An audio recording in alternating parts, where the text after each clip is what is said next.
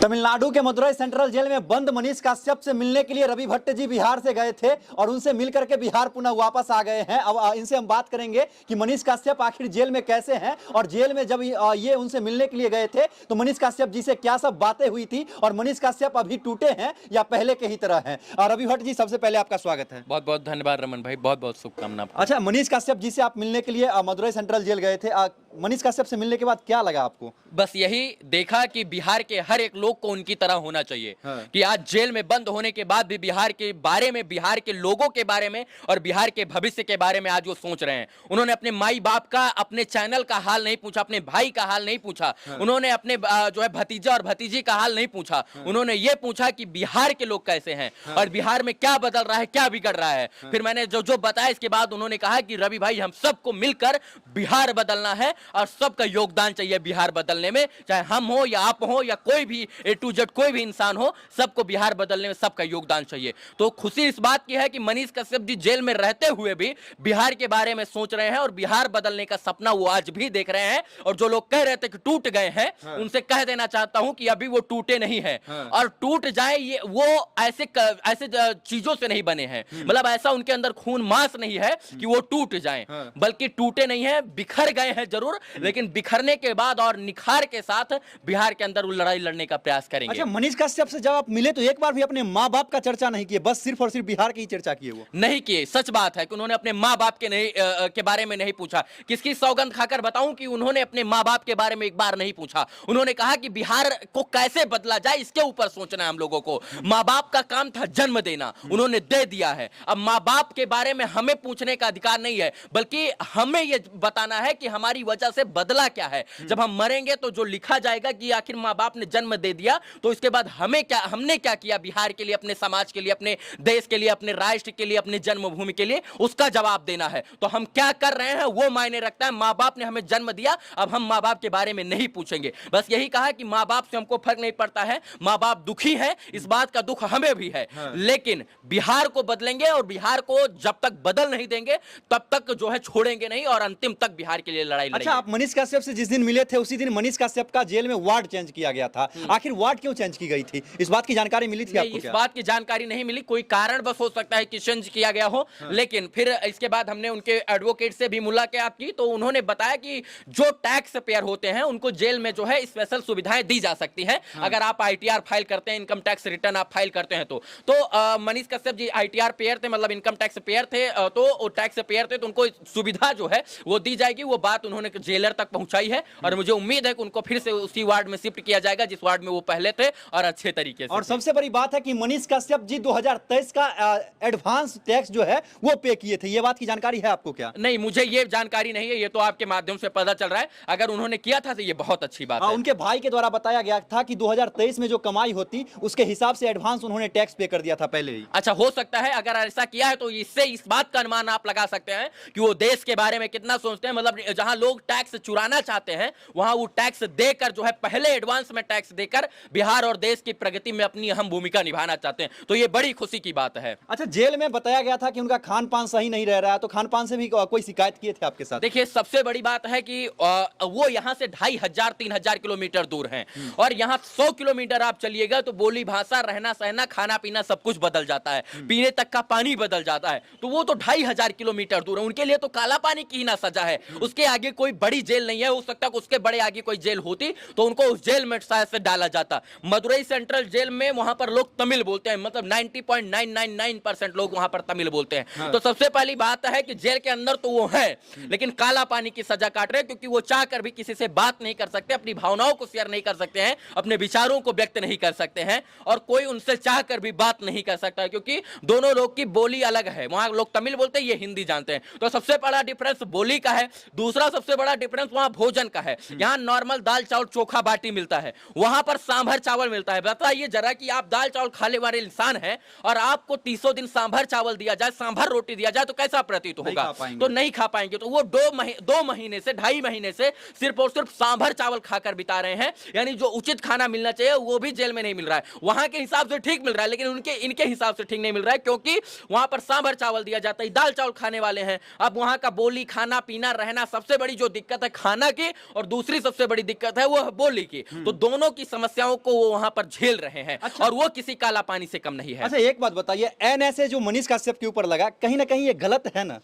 बिल्कुल गलत है, वो पूछने की बात है। आप जानते हैं, हम जानते हैं, सबको पता है कि गलत है, लेकिन मुझे इस देश की न्यायपालिका, कानून पद्धति और संविधान पर भरोसा है। मुझे उम्मीद है कि अगर ये जो है फाइल जो सुप्रीम कोर्ट से कहा गया है कि आप हाई कोर्ट में दायर कीजिए, अगर वो हाई कोर्ट में सुनवाई होगी तो मुझे पता है कि पहली हियरिंग में वो तमाम चीजें एनएसए सब निरस्त कर दिया जाएगा। ऐसा उनके वकील ने भी बताया कि मनीष कश्यप के ऊपर एनएसए जो लगाया गया वो मद्रास हाई कोर्ट में जब हियरिंग होगी तो पहले ही दिन जो है वो खारिज कर दिया जाएगा एनएसए। अच्छा, एनएसए लगाने के पीछे वजह क्या रहा होगा कि मनीष कश्यप को तमिलनाडु में रोक करके रखना है या मनीष कश्यप को जेल के अंदर रखना है? ये वजह वही लोग बता पाएंगे जिन लोगों ने एनएसए लगाया है। तो बेहतर यही होगा उनसे सवाल किया जाए सोशल मीडिया, ट्विटर और इंस्टाग्राम, फेसबुक के माध्यम से कि आखिर मनीष कश्यप के ऊपर एनएसए क्यों? अगर मजदूरों की बात करना, गरीबों की बात करना गुनाह है तो फिर एनएसए क्यों लगाया गया? मतलब गुनाह है तो सब भाई मजदूर किसान की बात हम भी करते हैं, हमको भी जेल में नेता भी करता है स्टेज पर। तो यही तो दुर्भाग्य है। तो उनसे पूछना ज्यादा बेहतर होगा कि मनीष कश्यप के ऊपर एनएसए क्यों लगाया गया है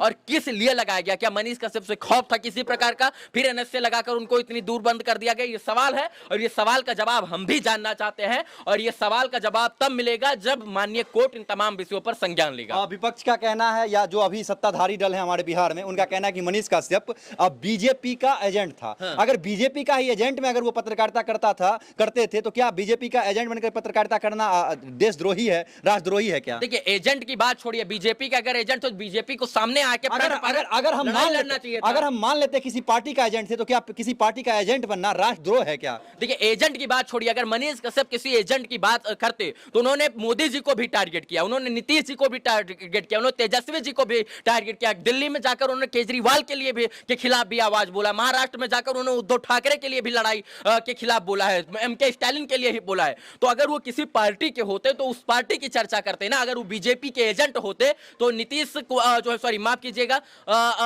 मोदी जी को और अमित शाह के बेटे को वो कभी नहीं कोसते। तो वो एक सच्चे राष्ट्रवादी थे और सवाल पूछना वो जानते थे, अच्छे ईमानदार पत्रकार थे। इसीलिए ये जो लोग कह रहे हैं कि एजेंट हैं, उनके लिए मैं ये कहना चाहता हूं, मनीष कश्यप ने तो तुमसे, तुम्हारे चाचा और दादा और तुम्हारे जो है अध्यक्षों से भी सवाल पूछा था, तब आपको एजेंटी नहीं दिखी थी। तो कहीं ना कहीं दुर्भाग्य यह है कि तमाम लोग उनको राजनीतिक पार्टियों के तौर पर बांट दिए, बल्कि मनीष कश्यप जी किसी राजनीतिक पार्टी के एजेंट नहीं थे, बल्कि वो देश के एजेंट थे, राष्ट्रवाद के एजेंट थे, भारत के एजेंट थे। अच्छा, क्या लगता है कि एनएसए जो उन पर लगी हुई है राजनीति साजिश के तहत और दिन तक बढ़ाकर लगाया जाएगा या बस हियरिंग के समय टूट जाएगी? देखिए, हमको उम्मीद है, हम इस पर कमेंटमेंट तो नहीं कर सकते क्योंकि हम कोई अर्थोराइट पर्सन तो है नहीं, कब तक लगेगा कब तक नहीं, लेकिन मैं शुरू से कह रहा हूं इस देश की एक संविधान पर, न्यायपालिका पर, कानून पर और इस जो है न्यायपालिका पर हमको भरोसा है। मुझे उम्मीद है कि जब पहली सुनवाई होगी मद्रास हाई कोर्ट में तो वहां पर उनको राहत मिलेगी। अच्छा, रवि भट्ट के ऊपर भी एफआईआर किया गया था तमिलनाडु और बिहार प्रकरण में,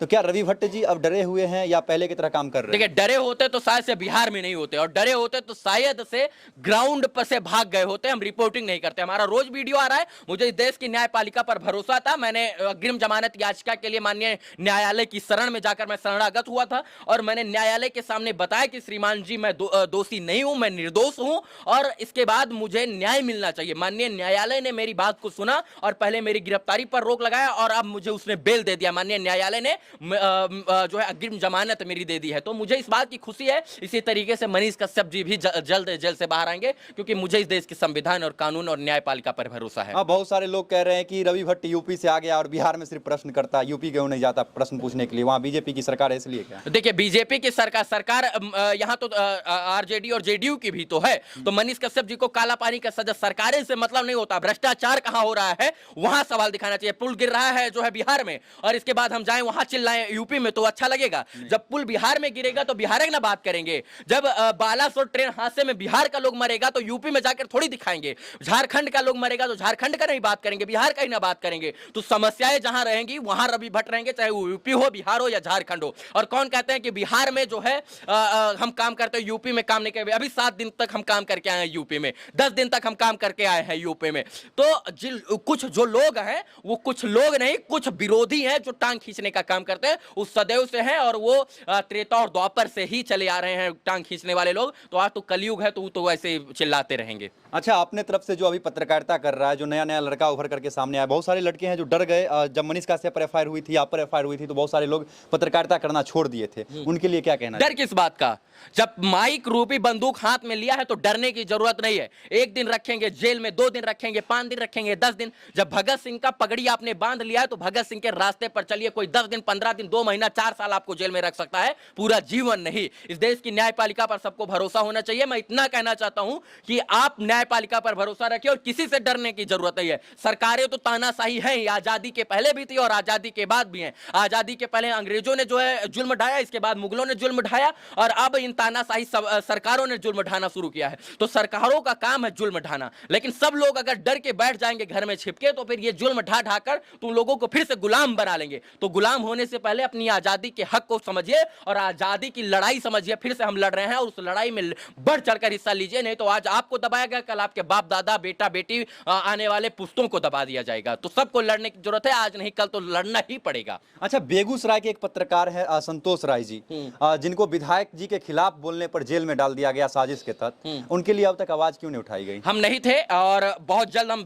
जो है बेगूसराय जाकर उनकी आवाज उठाएंगे। जैसा कि आपने बताया कि हम तमिलनाडु गए हुए थे, जब से वो जेल में हैं और तब से हम तमिलनाडु की यात्रा पर हैं। हम लगभग 15 दिन बाद वापस आए हैं बिहार और मैं जाकर बेगूसराय के पत्रकार, क्रांतिकारी पत्रकार संतोष जी के लिए मैं आवाज उठाऊंगा और उनके लिए जरूरत पड़ी तो धरना प्रदर्शन और आंदोलन भी किया जाएगा। चलिए, बहुत बहुत धन्यवाद रवि भट्ट जी, अपना बहुमूल्य समय। बहुत बहुत धन्यवाद, शुभकामना आपको। बाकी आप लोग देख रहे थे टाइम्स ऑफ अयोध्या के पत्रकार रवि भट्ट जी, जो मनीष काश्यप जी से मिलने के लिए गए थे। उनसे आने के बाद, वहां से आने के बाद हमने 2-4 प्रश्न किया। इस वीडियो को देखने वाले तमाम दर्शकों का बहुत बहुत शुक्रिया। मिलते हैं अगले एपिसोड में।